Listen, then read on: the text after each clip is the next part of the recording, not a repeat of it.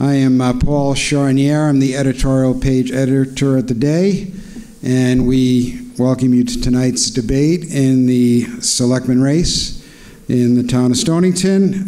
Tonight's event is co-sponsored by the Eastern Connecticut Chamber of Commerce. We're also being helped with timekeepers from the League of Women Voters of Southeastern Connecticut. And we'd like to thank the Stonington Community Center for hosting tonight's event. The participants in tonight's debate, we have the Republican candidate for First Selectman, Rob Simmons.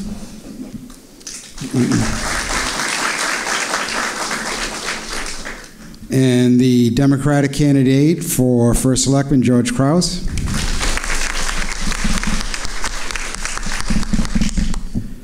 And our Democratic candidates for Selectman are Kate Rotella and our Republican candidate for Selectman, John Prue.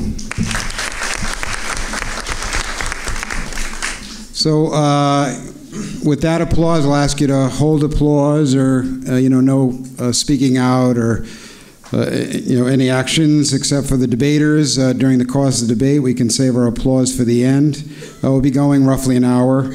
I hope to cover a few topics. I got emails from some of you, and I appreciate that, and we'll try to cover some of those issues.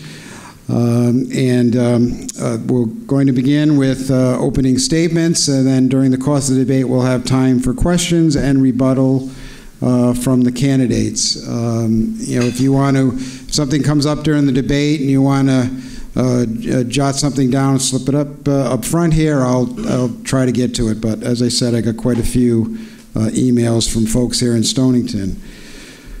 So with that, we'll begin with opening statements. The candidates have 1 minute, and we'll start with George. Well, I've been asked why am I here. I guess it comes down to either Fox News or Stephen Colbert. So, Rob, we know where you are, and now they know where I am. I assume you guessed Stephen Colbert. I hope. I thought Fox News. Yeah, I know Fox News, yes. Anyway, I'm a coach, and I was very excited when we, as a Democratic Party, put together a team. This team is of all ages, so to speak. We're not bound by the old age, well, I'm not going to use the word hags, but the old experienced ones are nice, but we're trying to infuse for the future.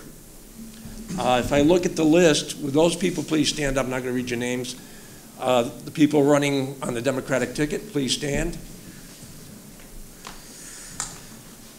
That's a nice looking group of people. Notice who the old one is. Myself.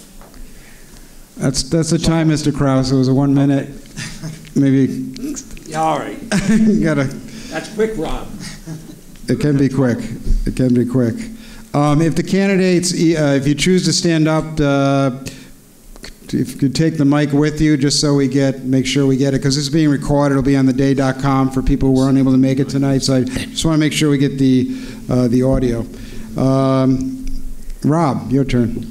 My name is Rob Simmons, and I currently serve as First Selectman for the town of Stonington. And I'm running for a second term because I want to finish the good work that we have begun. I'm running with John Prue of Pawcatuck because I think he will be a worthy replacement for Mike Spellman. John speaks his mind. He's an independent voice on the Board of Selectmen. And I thank George and Kate for running. This is a quality group of people we have running for office. Rob. 2 years ago, I made some promises that we kept. Grow the grand list, hire qualified people, renovate our elementary schools, build the Mystic River Boathouse Park, resolve the lawsuits, and pass a balanced budget that meets the needs of all of our citizens. And we have done that. And just today, just this afternoon, we learned that Stonington is back in FEMA's CRS program, providing a 10% discount on flood insurance for our citizens. Good things are happening in Stonington, and I want to be part of it. Thank you. Thank you. Thank you. Kate? So, hi, I am Kate Rotella. I'm currently the Selectwoman for the town, and it's been a privilege and an honor to serve you. I am looking forward to hopefully being reelected again. I currently serve on the K through 12 building committee. I'm the vice chair of that committee, and when I ran, that was one of the things I promised to do, is work hard on that committee. And we have certainly worked hard. I worked with Diana Urban to ensure that our reimbursement rate was given to us, that we got what we needed on that. We got the schools opened on time, and we're moving forward in great ways with those two schools, West Vine and Dean's Mill. We started the Stonington Beautification Committee. We started the Mystic Boathouse Committee. We've worked on a lot of different things through the town. I've enjoyed my past 2 years working across party lines in a true tripartisan effort and serving the citizens of Stonington. I'm sorry, I said New London. I'm very nervous, so I apologize. I see all these day people and I'm thinking of New London, so I apologize.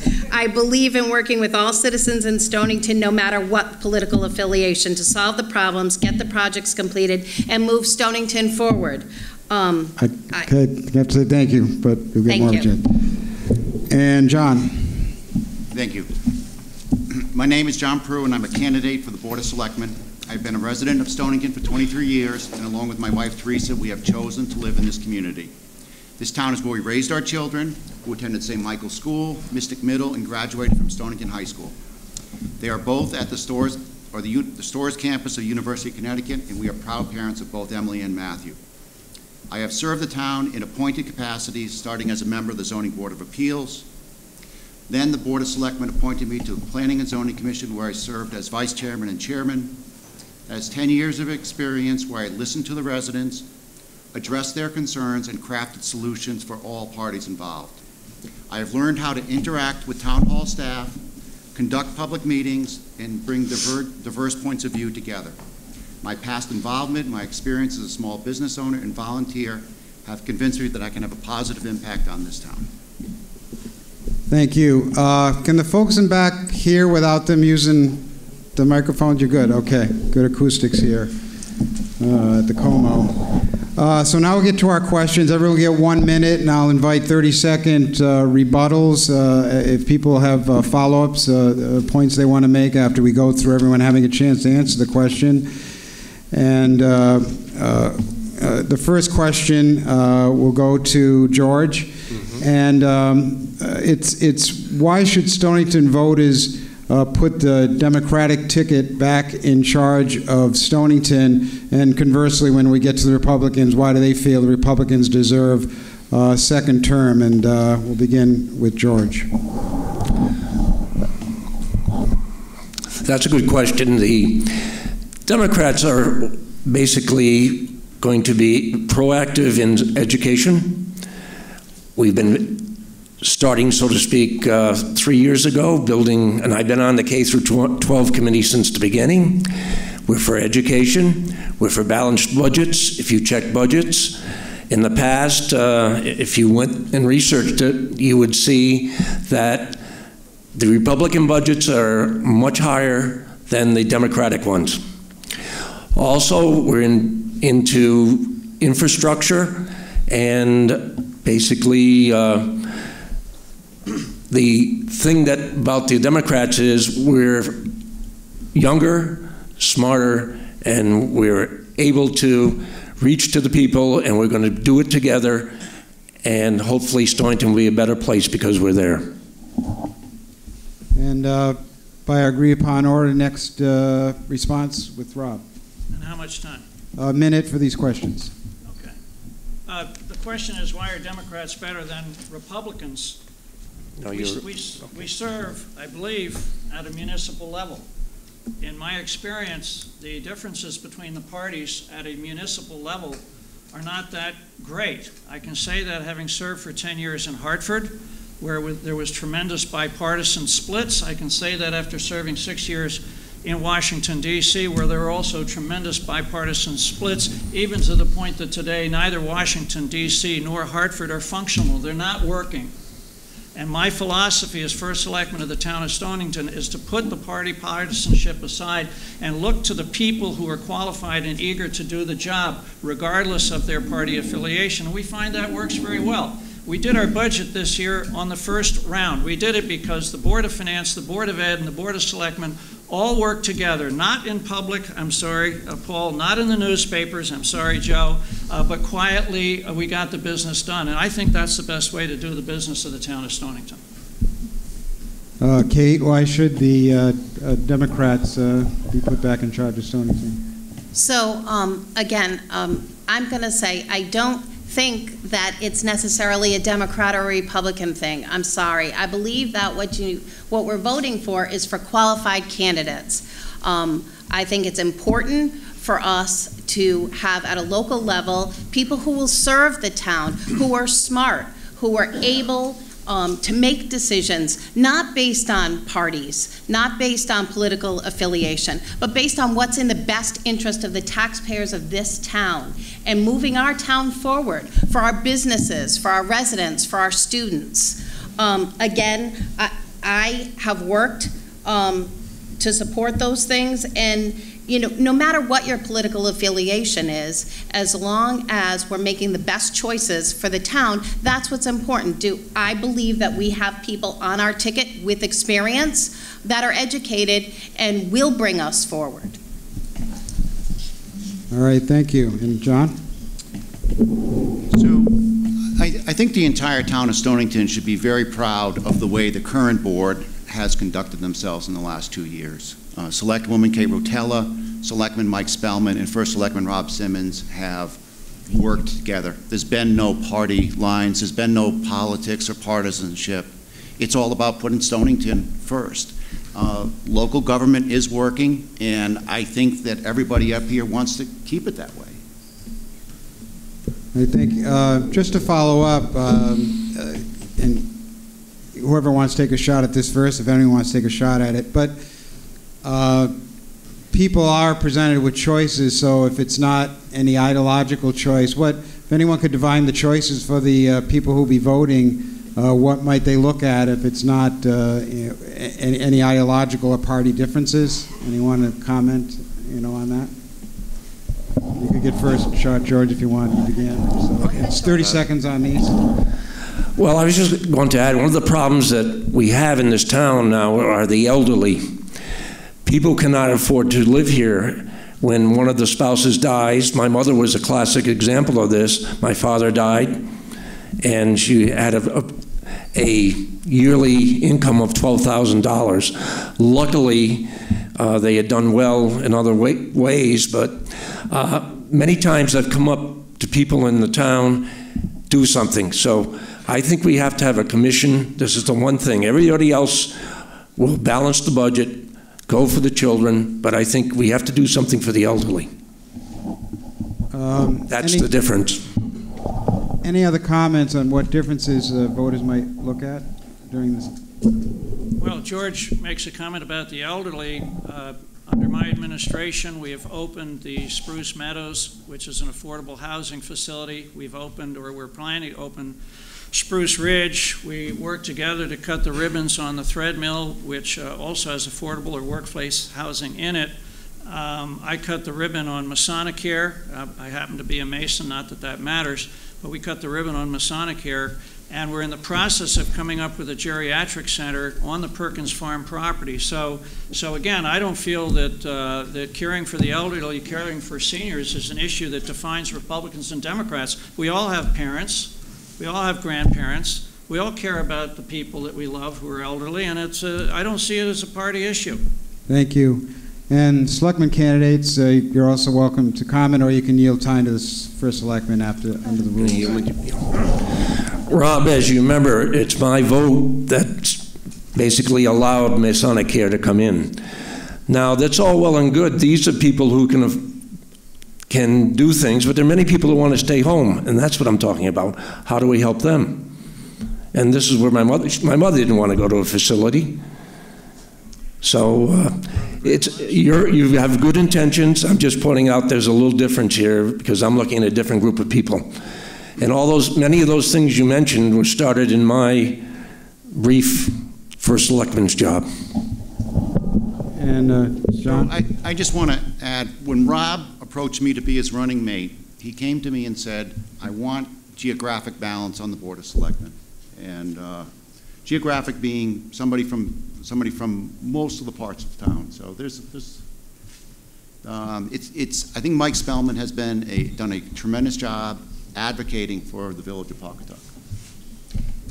If I could just, 5 seconds. Sure, briefly. I think one of the important things to note also, if you're not looking at party lines, which I hope you're not just looking at party lines, is experience. So, having experience in finance, I have 20-plus years experience in finance, having experience in running government, managing government. Those are things to look for in the candidates that you put into office. Are they good administrators? Do they know what they're doing? We're in very tight fiscal times. You need to have someone who understands how the state budget runs, how it works, and how to get our process through. Thank you. All right, we'll go to the next set of questions. This time begins with Rob. Rob, I know one difference between the Democrats and Republicans in this election. The Democrats said, let's set a limit on campaign fundraising. Let's set it at $6,000. They made the argument, then it'll be about the issues, not about who can raise the most money and put out the most ads and promotions. So, but you rejected the idea, so I'd like to talk about why you don't think that would have been a good idea. Well, first and foremost, it might have been a good idea, but it was never brought to me as a good idea. It was submitted to the media as a press release where there were 4 sentences in there talking about big money, big money, big money, big money. Now, it seems to me that if the Democrats were serious about negotiating some sort of rules for the election, they would have come to Brian Benz, our town chairman, they would have come to me as a candidate and say, let's do this, and they would have done it early on. By the time they submitted their press release to the Westerly Sun and to the New London Day, I'd already raised $10,000. So what am I supposed to do, give it back? And by the way, money is not the only issue in a campaign. As we know, there are issues of signs. Who puts out the signs? In years past, the Democrats have gotten the carpenters' unions and others to do the signs. Who brings in the governor? I can't bring in the governor. I don't have the governor, but the governor and lieutenant governor have been in for the Democrat town committee in the past. So my philosophy is stick to the rules, be open and transparent. Everybody abides by the same set of rules. It's been that way for a long time, and that's the way it should continue. Thank you. George? We set the limits, asked Rob to, because we have new candidates, first-time candidates, and we didn't want them to be overwhelmed with thinking that this is what you have to do to get elected. I have not checked how much Rob has raised. I don't really care. But I kind of laugh as he's already had mailings, and I think his mailings, if you look at the 2 smiling gentlemen, probably have cost more than we have raised. All I have to show you is this. It says vote, and it lists who are running. It's your job I was a civics teacher, to find out.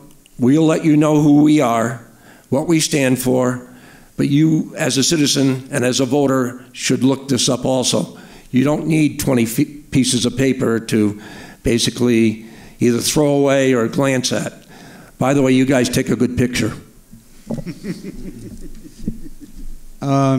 Before we move to the selectmen, I just want to give, George, I want to give you 30 seconds because I think you respond to a very specific point that Rob made, in that should the Democrats have reached out to the Republicans, to the first selectman about this idea before it showed up in the media? I'd like to get your... Well, I apologize that we surprised you, but you could have renegotiated probably to the 10,000 and stopped it there, but I don't know what you ended up with, Rob. As I said, I don't care. But the thing about it is, as we are doing here tonight, we should talk about the issues and how our viewpoints are very close. You and I have worked together in other commissions and other boards. I think I can say, and I hope you feel the same way, we enjoy each other's company, but we also have different viewpoints. Thank you. In 1 minute, because we haven't heard from the selectmen yet, on the question of this idea of placing a limit on how much the campaigns can raise. John? So we have a message that we wanted to get out.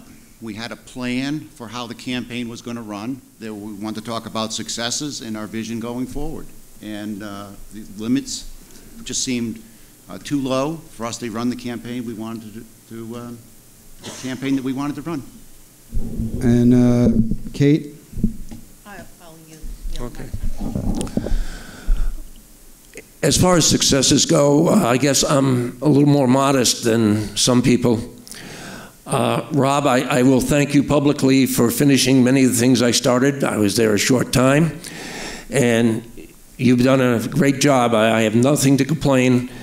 I admire the way you've followed through and done the things that basically started 3 years ago. So other than feeling that we're going to be overwhelmed by your campaign financing, the first time it was overwhelming. You beat me up 33,000 to 5,000, but that's because you have all these contacts, and I'm just basically a retired teacher and high school coach. Do I get to respond? Yeah, we get rebuttal opportunities if people so choose. 30 seconds. I am disappointed in the thrust of these remarks. The people that support me, I've either known for many years, live in the town.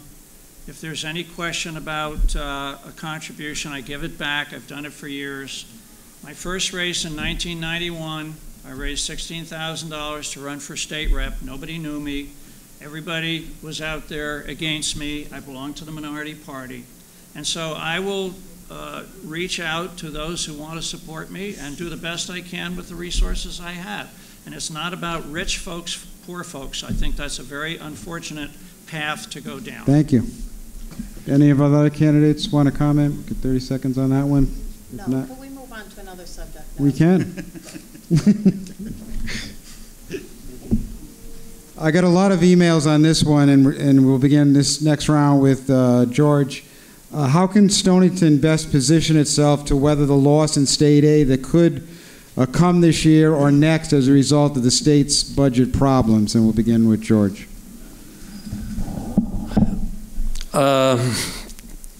That's a perplexing question, because it's going to take the cooperation of the Board of Ed, the Board of Finance, and the Selectmen's Board to basically figure out how to do it.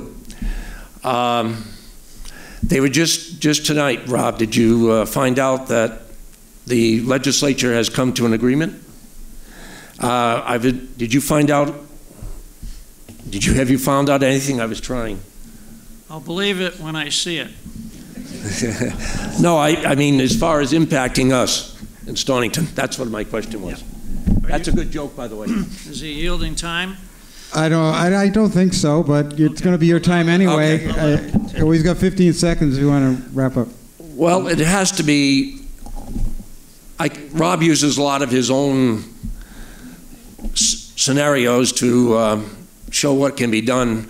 All I know is I took over a bankrupt tennis club, was worth $500,000. You're gonna have to hold that, just to be fair, and keep the. You can hold. Okay. You'll have a rebuttal opportunity. Well, anyway, to raise that within point. a year and a half, it was worth 1.2 million to 1.6. See him slip it in there. I had to economize. I had to do things to make things work. That's what we'll have to do. Try to stick to the rules here. Rob, do you remember the initial question on the state budget issues? As I understand it, was how do we deal with the issue of a lack of state aid? Thank you. The condition of the state of Connecticut is unprecedented. I was in Hartford in 1991 when we had the income tax fight. We didn't have a budget until August 22nd, and I thought those were tough times. This is unprecedented. We have never gone this far in this state without a budget. It's a disgraceful situation for the leadership in Hartford, and the key for the next 2 years is how do we position ourselves so their failures don't hurt us. And that's the #1 priority for the next 2 years. Our Board of Finance, our Board of Ed, our current Board of Selectmen have worked cooperatively to shelter Stonington from some of the worst aspects of what's going on in Hartford, but they're still coming up short. And so we have to continue to work to isolate ourselves from depending on the 2 to 3% of revenues that we get from the state. We have to be independent. We have to stand alone. Kate, your thoughts on the situation? Yep. So for me, I agree, again, that we have to work together. We have to work. Our Board of Finance has been very good in setting this town up. But we have to be proactive in our budget, and we were this year. And again, we passed this budget the first time. We have to plan in our budget for what may be the worst case scenario, what the rumors are out there that we're hearing that the state may cut us here or may cut us there in education cost sharing or whatever. We have to plan our budgets that way. If we get a pleasant surprise later, then that's great. But if we plan for what may be what we're faced with in an uncertain time, then we'll be better placed. We also have to communicate, and I think we've done a good job in communicating how our budgeting has gone and where we're at, what programs we can do, what we might not be able to do, but talk about how we can get those things done that you do want to get done. So thank you. I've got to stop, so I'm sorry. Right on the dot. Continue on this a little bit or not? Well, I want to get John. He hasn't had a chance to answer the question initially. Then we can have rebuttals. No, there's always room for grand list growth, but I'm not in favor of just unbridled development. I believe very much that we can grow the grand list and still continue to conserve and preserve a lot of open space. We don't need to change the character of the town to grow the grand list. But one of the things our Board of Finance does in this town, and I've watched them for years, is every single budget they look for efficiencies. They look for better and smarter ways to do things. And maybe I know they'll continue that, but maybe they'll double their efforts in looking for efficiencies within general government. But those are the proactive things we can do in this town to deal with what's going on up in Hartford. Just tell the candidates, don't have to feel you have to look over here to answer the questions. I know you're trying to be polite, but the camera's out there, the audience out there, my feelings won't be hurt. Rebuttal opportunities. George Sons, do you want to comment further on the issue? When I was first selectman, I worked from 6 till 6 o'clock, from 8 to 6 every day on the budget season. Mr. Frischman basically told us we had to have a 2%, that's the 2% rise in the spending of the town government. I spent about 2 months figuring it out with the help of a great mind. Her name was Linda Savitsky, how to manage and cut money. Let me just do one more thing here. Well, Kate, do you want to yield and let him finish his thought? Sure. Yeah. Okay. Thank you, Kate. I was able to cut $875,000, but we had 4 police cars coming in, 2 large trucks, and if you know the price of those, they're very, so you have to be proactive but in this case, it's going to have to be the Board of Education, the Board of Finance, and the Board of Selectmen. We have to work together to do this. Anybody on this side want to, Rob? I want to thank John for mentioning the grand list and grand list growth. We have depended in the past on the state. We can no longer afford to depend on the state. We have to depend on ourselves. And one of the things that we've initiated over the last 2 years is, as John has said, development within the character of the town. We currently have either under development, under consideration, or proposed $180 million of new construction. The Perkins Farm, the Color Lab, the list goes on, Old Mystic Village, the list goes on. And this is how we build the grand list, which supports the tax base, which allows the seniors to stay in their homes and gets us away from depending on welfare from the state of Connecticut. It's not coming anymore, folks. It's just not coming anymore. We have to live without it. Sorry, John, you have a few seconds, and I think I'm good. Yielded some of the time. We'll go with that. All right. Next question begins with Rob. A single grievance complaint from a town employee, if dragged into the legal system, can cost the town dearly. We have one case currently that has cost the town, I think it's now in excess of $250,000 in legal and associated fees. What can be done to try to avoid these costly labor disputes? Two parts to the answer. The first part is that when I took office, I inherited 3 substantial lawsuits against the town, and working in a bipartisan fashion with Mike Spellman and Kate Rotella, we resolved 2 of those. One involved an individual woman who lives in Pawcatuck. The other involved the so-called dog park in the borough. The third involves the firing of a town employee, Mr. DeCesar.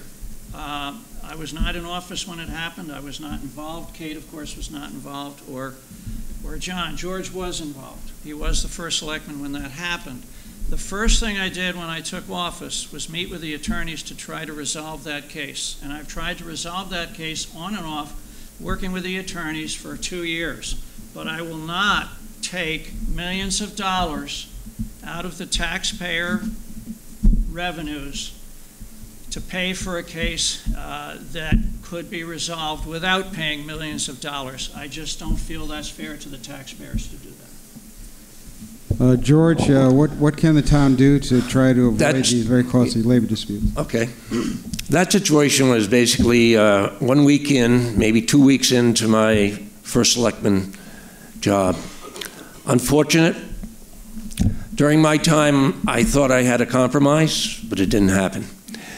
Legally, Rob, neither you or I can really comment on this because the lawyers, so it's actually a question that we can't go any more than because it's in the courts. That's it. John? It's, I know Lou DeCesar, and I like him.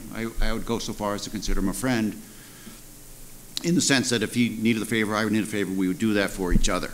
But I think he understands that the obligations placed on this Board of Selectmen, or the future Board of Selectmen, will be to continue to vigorously defend the town of Stonington. We have to do that. That said, it's not just a run-of-the-mill discharges. There's complaints about labor law violations in the federal suit. That it's tough. It's a mess. Kate? So, given that it's a pending litigation, I'm not going to speak to that case directly, but I believe your question was, how are we going to work together to handle lawsuits? And so we have, as a board, worked together to handle, as Rob said, 2 lawsuits, but we've also put into place some different administration practices that perhaps weren't followed previously. So I believe, hopefully, that things will be working better now. Communication is a key to resolving issues. Open communication. So that's really all I'm going to say on this issue at this point. Yeah, I mean, I intentionally did not get into the specific case, so I think everyone is aware of it, but, you know, Kate did respond. We're stuck rebutting that because of legal. Yeah, I understand, but you know, Kate mentioned it. Anyone else want to expound further? Are any lessons learned? Could things be done differently to at least minimize the chance you end up in a situation like that? Rob, do you want to comment further? I've always followed what I call the orderly process of government. If somebody has a grievance or a complaint, I don't want to hear about it until it gets to my office. I want to follow the orderly process of government. I want the town attorney to be involved. For better or for worse, I would say for better, no legal action has been taken against this administration. But we have had grievances, and we have handled those grievances. I think the first selectman has to be hands-on when it comes to a significant labor issue or significant labor grievance, and hands-on in part of the process, which is the legal process. That's what I've done, and I've worked very collaboratively with Mike Spellman and with Kate on these issues. All right, thank you. Any of the other? George.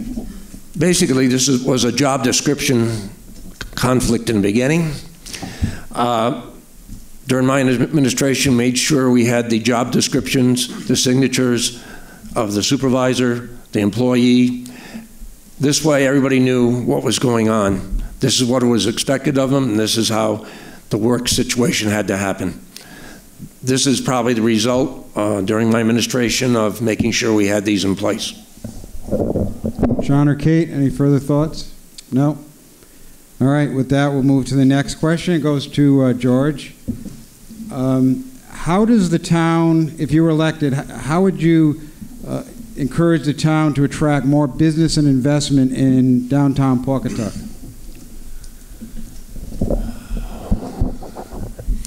Pawcatuck has to be a vision.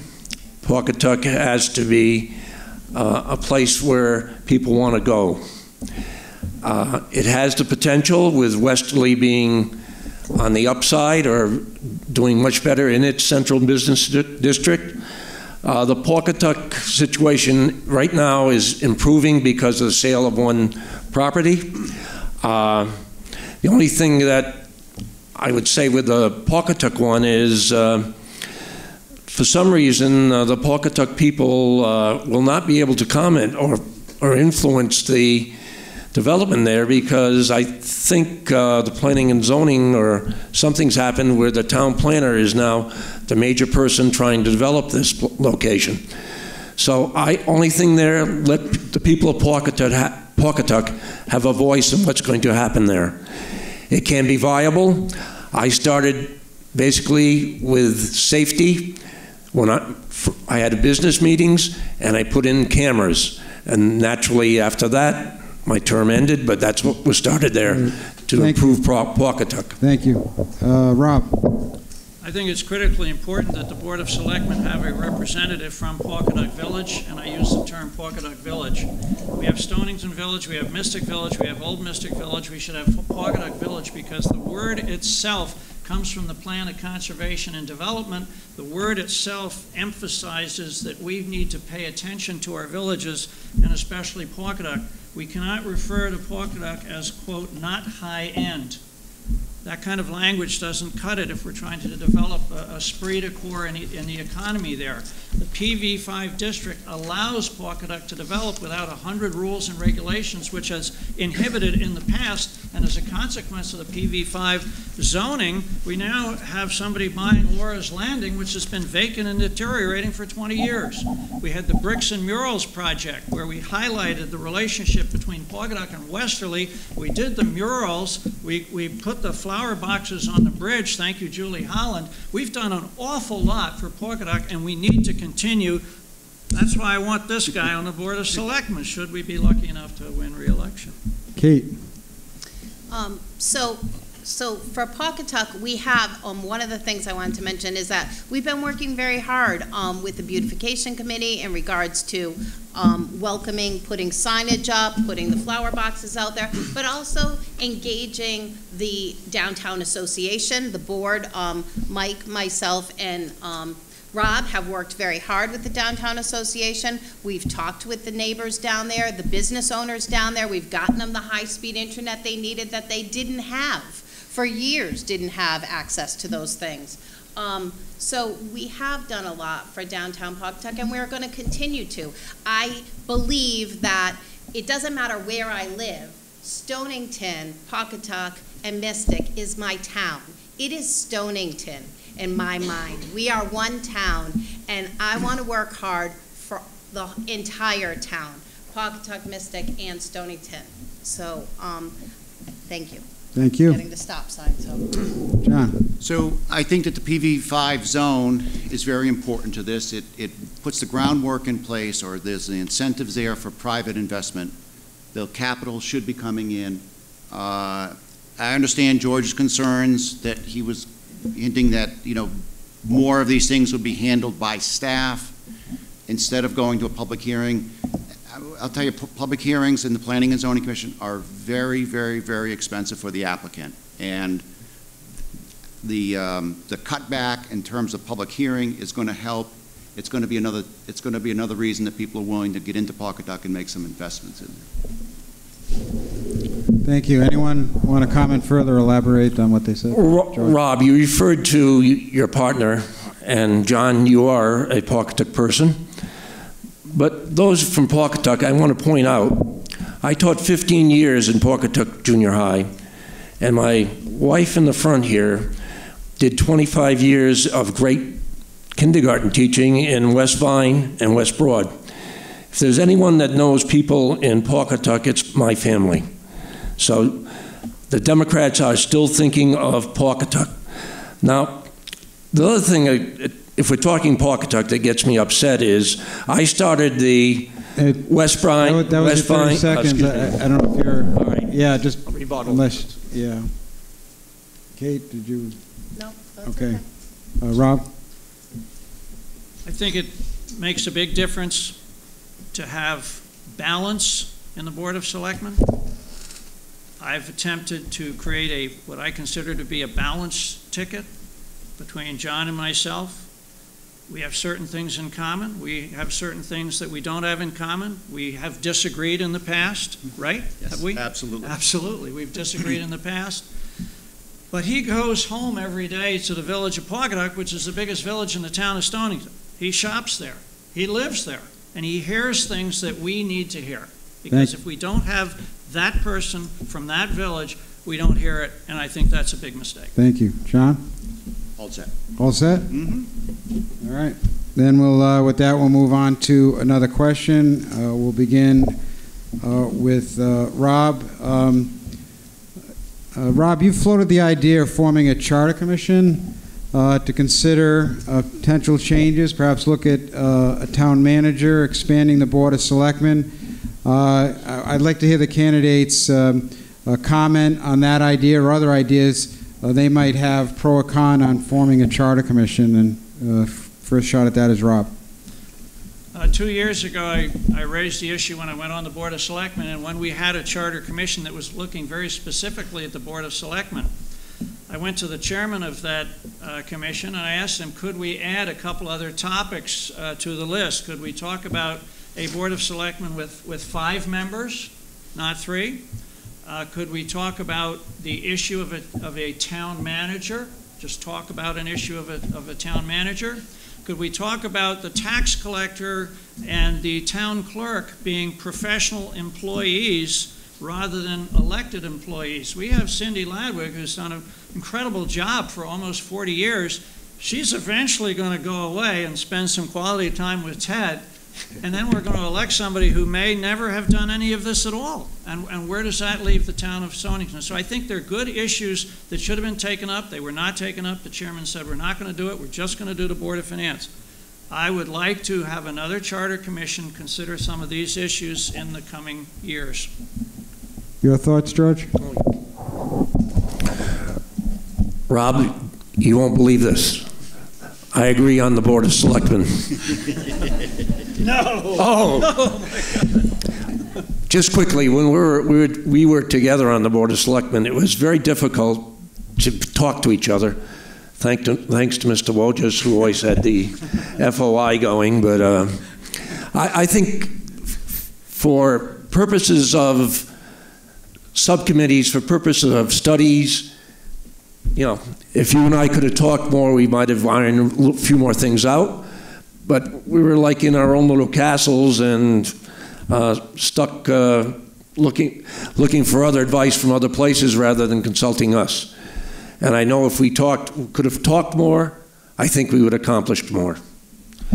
Now the manager, that one we already have an administrative assistant. And in the past, you know the history. Thank God for George Sylvester, because he was the one who carried the ball in transitions from one selectman to the other. In this present economy, I don't know how you'd pay for this gentleman. I assume you would get rid of the administrative assistant. But I think at this moment... You'd wrap it up, please. Yes. Yay for the 5 selectmen, nay for the town manager. I don't want to be westerly. John. So, for the record, I am in favor of it becoming a 5-member Board of Selectmen. It would help to bring in better people. One of the quirks of our existing charter is that some of my peers wish to vote for both Kate Rotella and myself, and our current charter will not allow that. In terms of a town manager, I can cite just as many locations where it doesn't work as where it does work. So having the selectmen accessible, being the voice of the residents, it's working, and I don't want to put a paid professional in the way of that. Kate, your thoughts on these potential charter changes? Right. So I guess this is where we differ a little bit. So I am all for 5 members. I agree. There is an issue when it's just 3 of us running, and people can't really vote for 3 strong candidates if they want to vote for 3 strong candidates. But I am in favor of a town manager form of government. I have a master's in public administration. I believe strongly in that role model, especially in times that we are in right now with fiscal times the way they are. We are the first selectman or a town manager is your CEO. You're not going to run a company with millions of dollars without somebody who's experienced in running a company and running a budget.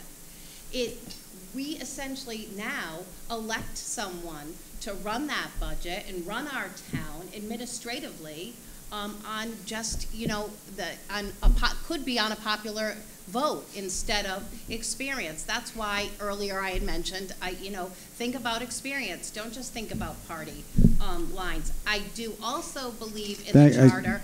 Can I just say this one thing? Well, I believe that why don't you take your 30 seconds? Yeah. I believe that we should be looking at longer terms. So I think that it's very hard to ask a professional to run for a 2-year term. I think we should be looking at 4-year terms. So that is something I would like to see taken up. All right, that's Kate's extra time. Anyone else want to? And I would say in putting these ideas out there, if you have a charter commission, you conduct hearings. You invite people in to talk about it. You collect information. It's not as if you issue an executive order and say, this is the way it's going to be. We've had the selectman form of government in the town of Stonington for 300 years. 300 years ago, we didn't have a $2.6 billion grand list, a $60 million budget, and hundreds of employees. We just didn't have that. So a lot of things have changed, and if we don't change with the times, we'll be left behind. George or John, anything further? No? I'm a little more traditionalist. I feel for selectmen, myself, we handled the job. And that's up to the parties and maybe the unaffiliated. They can put someone up that contest it. And we found excellent people over the years. And I don't think that's going to stop. All set? Next question goes to George. Excuse me? Go ahead. Yep. Next round, a minute each. I heard from some dog lovers, and they basically want to know, will Stonington dog owners ever get a dog park like other local towns have? Well, would you work towards that, George? Yes, I will. That's succinct. Okay. Rob. Oh, boy. I love dogs. Look at my brochure, my flyer, the 2 little cuties there. I love dogs. I love it when they can run free. We spent almost a year trying to zone the Step property to be an off-leash park. And the sad irony of it is when we finished the process and we went forward to request the zoning from the borough, and the borough was the greatest beneficiary, after it went through a couple of processes and we went to the Zoning Board of Appeals, I received a letter from the borough saying, please withdraw your application. We can't afford the legal fees that we're going to have to pay if we approve it. Talk about frustration, but that's what happened. But for the record, the report we produced identified 5 locations for an off-leash park in the town of Stonington. There are 5 locations. The one we were considering first and foremost was the Step property. There are 4 others. But I would argue that I will not commit to pursuing it until I know exactly what the state budget is going to be. All right. Because we don't need to be spending money on an off-leash park if we don't have money for our schools, Thank you, Rob. for our roads, and our seniors. Kate, any thoughts on we get a dog park for the dog lovers in Stonington? So I also love dogs. I have one very cute one at home. But as far as a park, I agree. I think we do have some locations where it may work, but right now we have to worry about what we're going to get in state funding and how we're going to be funding our schools. So for me right now, that is not necessarily the priority. I'm happy to listen to other locations or think about where we may do this in the future. I'm not saying we won't do it. I'm just saying it's The future. It's the future. We tried it once. John. So it's a balance thing. There will be additional liability for the town, I'm sure, if we have a dog park, an off-leash park. I can't imagine the town not bearing a greater potential for litigation. If we do that, I'm not opposed to it, but I want to see the numbers and I want to know how it all is going to filter out. I just don't have the information at present time.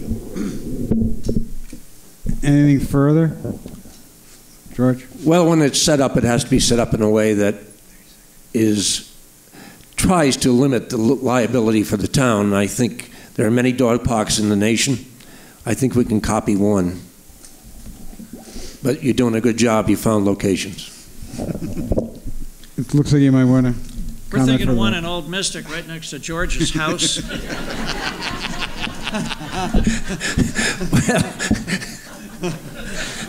I'll give you a chance to respond to that. Unfortunately, you closed the one near your house. I guess that's it on, that was the most entertaining question. I don't know. All right. Political question. Who are we going to next? I'm trying to keep track. I think we started with George on that last one? I think that's right. So Rob. Quick answer. Okay, Rob. Many people are upset with President Trump's leadership and with Republicans in Washington. Conversely, George and the Democrats, during a time of Democratic control, Connecticut has experienced budgetary crises and a weak economy. So for these reasons, some voters say they can't support any Republican. Others say they can't support any Democrat. So I'd like to hear from our candidates for local office.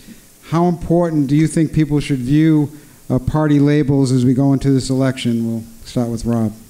Well, let me start by saying that in spite of some printed reports, I did not endorse Mr. Trump for president. I didn't endorse him. There are certain aspects of his style that do not appeal to me. Let's just put it that way. I've always believed in civility in government. I've always believed in bipartisanship in government throughout my whole career, going back 25 and 30 years. I've always believed in listening to people of another opinion and another point of view and of another party. And I don't see that with him, and I find that is troublesome. By the same token, I went through a situation in 2006 when, following saving the submarine base, working to save the submarine base, I lost a congressional race by 83 votes because people told me they didn't like Mr. Bush. I think that the voter has to decide each decision on the basis of each level of government and each set of individuals. Who are they? What do they stand for? How do they represent me? Thank you. I'm the first selectman of the town of Stonington. That's what I'm running for. That's what I want you to Conversely, George, if... Could you repeat the question? Yeah, basically, if people are upset with what's going on in Hartford, the Democrats have been in control of the legislature and the governorship 7 years now, longer in the legislature. The state is not doing well. I think most people would agree. We have a budget. We don't have a budget. We have a budget crisis, and the economy is in lagging. So what might you say to those voters? Say, I can't vote for Democrats at any level given these circumstances. What do you say to those looking at those party labels? The Democrats have long tradition of being for everyone. This town as Rob has said, Kate has said, and John has stated, we're here for everyone. But that's even more especially true for a Democrat. I see Democrats being a chance for you to talk to someone. I see many Republicans telling us what they're doing for us. What I do is ask you how you are and what I can do for you. And I think that is a little bit of the difference in a Democrat, because I'm constantly thinking of how to help everyone. Now, Rob tries to help everyone, and I'm kind of surprised that Rob went to the inauguration. And I wish you'd get off the air, Rob, during this election time, because to me, it bothers me. I know you, and I don't think this is you when you're doing your thing as a right-wing radio guy. All right, thank you. Just wanted to finish your thought. John? So, again, I'm going to come back to the way the Board of Selectmen here in Stonington has conducted themselves in the last 2 years. There's been no partisanship. There are people in both parties that want to, create wedge issues or split things or make everything hyper-partisan. It's just not who anybody up here is. In terms of Donald Trump, I'm very disappointed in his lack of decorum for the high office. I don't think this country's better than that, but that's all. Kate? So, again, I'm going to state, I believe that, especially at the local level, that it's not about your party. It's about what's right for the town. It's about working together, and we certainly have worked together over the past 2 years across 3 parties. And it's been good, and it's been good for the town. As far as the upper levels, I'm disappointed on both sides of the fence in the upper levels. So I believe that we have to act in what's in the best interest for us and for our town. Maybe we could set the example for how people should be conducting themselves in other offices.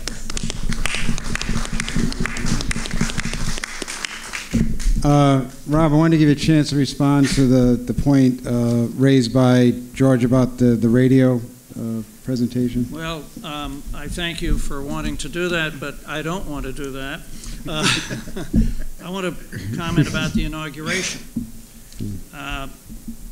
If, in fact, he had listened to the radio, he would have known that I went to the inauguration to meet with Rodney Frillinghuysen, who has a summer home in Fenwick, Connecticut, whose wife is a Robinson of Robinson and Cole, and who is the new chairman of the House Appropriations Committee, holding the purse strings on the $18 billion FRA Amtrak bypass that was going to come right through the heart of my town.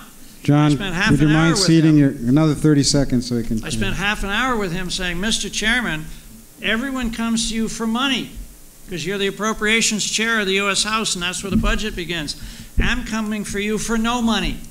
In fact, I want to keep the money away. Take away the $18 billion. Don't give them the $18 billion for the FRA bypass. I never sat at the inauguration. I never got there. I spent my time with Rodney, and then I came home. George, you have anything more on that? I'll give George a minute. Rob, time well spent. All right, okay. I'll have one more question, and then we'll get final statements from our first selectman. This time it's to George. I don't know if you had a chance to read it. I'm hoping you have, so you can comment.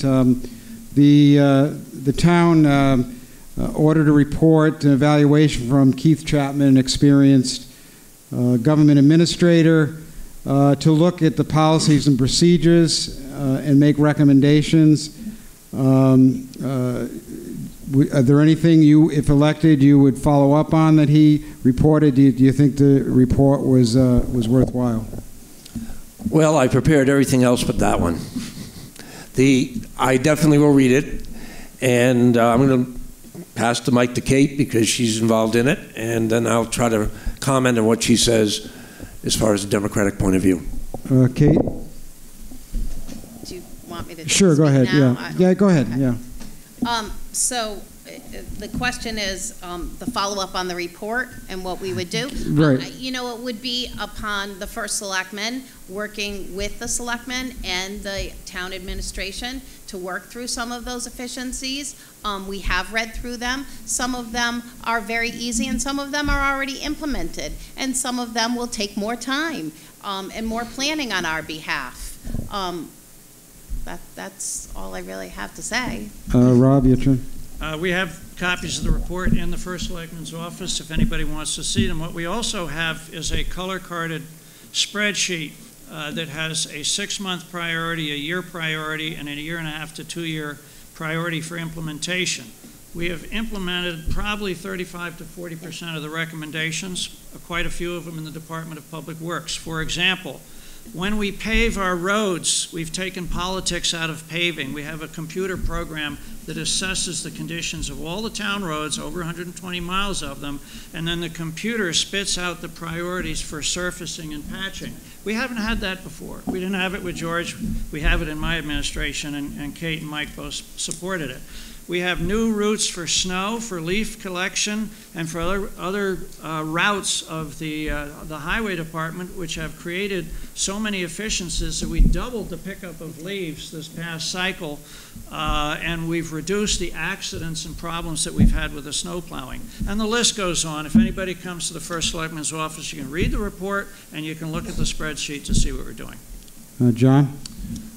I did read the report. It was very good. It's nice because it's taking institutional knowledge that resides with the employees of the town of Stonington and kind of downloads it and reduces it to a written form. So it will help every administration going forward. There was nothing in there that stuck out as being overly problematic or something that needed urgent need. So it was all good. All right. Anyone else before we move on? George? Sounds like they've got it going very well. All right. With that, we're going to go to our final statements by rules. The first selectman candidates will be summing things up for the respective tickets. You have 1 minute, guys, so please stick to it so I don't have to cut you off. And we flipped a coin, and George goes first.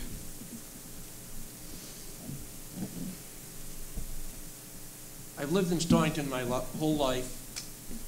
Most of you know me because I've worn the brown and white. That's our school colors. I've been involved with the youth of the town. I've been involved with the adults in the town in tennis lessons. And thankfully, many of you Republicans have taken tennis lessons. So you know me. I try to act with integrity. I try to think of others. And I try to do what's best for Stonington. My whole life in this town is, we could have gone other places, my wife Ann and I, and I have to thank my wife Ann for putting up with me all these years and coaching in politics. It's tough with 4 kids. My 4 kids went through this school system, and one is a pediatric dentist, one is a tennis pro, and 2 other and teachers. What I will do for Stonington is the best for Stonington. I think you know me. I'm open to discussion. I'm open to new ideas. Just like everybody else, we want Stonington to be the best place to live. Thank you. Rob? Politics is about promises. And I promise to work in a bipartisan fashion with all citizens dedicated to putting Stonington first. We know Connecticut is in trouble. With budget problems and deficits, we're losing jobs, we're losing businesses, and we're losing people. In this adverse environment, we need to stick together, talk together, and work together. And the Simmons Prue team pledges will not let the town of Stonington fall into the same bitterly partisan camps that have disrupted Hartford and Washington, D.C. We'll grow the grand list, we'll renovate the schools, we'll build the parks, We'll establish a medical center on Perkins Farm and faithfully follow the Stonington Plan of Conservation and Development. And we'll do this with civility and with courtesy and mutual respect. We'll do it together because the best solutions for our wonderful town come when we work together. So John and I hope to have your support. We thank you, and we say, God bless America. All right, well, that concludes our debate. Thanks for being a great audience. Thanks for the candidates. Make sure you vote on Election Day.